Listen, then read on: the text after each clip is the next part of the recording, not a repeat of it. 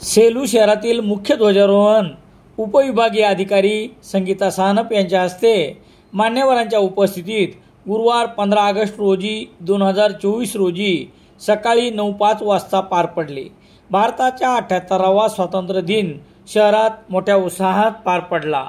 आत्रेनगर परिसरात असलेल्या प्रशासकीय इमारत येथे शासकीय ध्वजारोहणाचा मुख्य कार्यक्रम संपन्न झाला।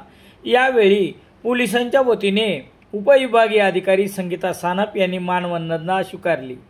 तहसीलदार डॉक्टर शिवाजी मगर यांच्यासह प्रशासकीय सेवेतील अधिकारी कर्मचारी शहरातील मान्यवर यांच्या उपस्थितीत ध्वजारोहणाचा हा कार्यक्रम संपन्न झाला।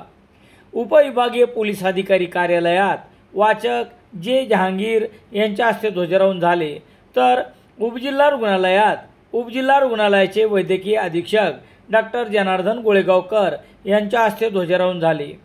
नगर परिषदेच्या प्रांगणात प्रशासक तथा मुख्याधिकारी देवदास जाधव यांच्या हस्ते ध्वजारोहण झाले।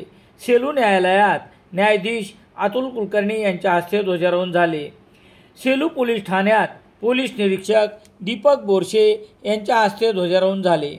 शहरातील शासकीय तथा इतर संस्थेमध्ये त्या ठिकाणी असलेल्या मान्यवरांच्या हस्ते ध्वजारोहण झाले। शहरात 13 ऑगस्ट पासून स्वातंत्र्य दिनानिमित्त हर घर तिरंगा कार्यक्रमाअंतर्गत विविध कार्यक्रम पदयात्राने एक प्रकारे स्वातंत्र्याचा आनंद उत्सव उत्साहात संपन्न झाला।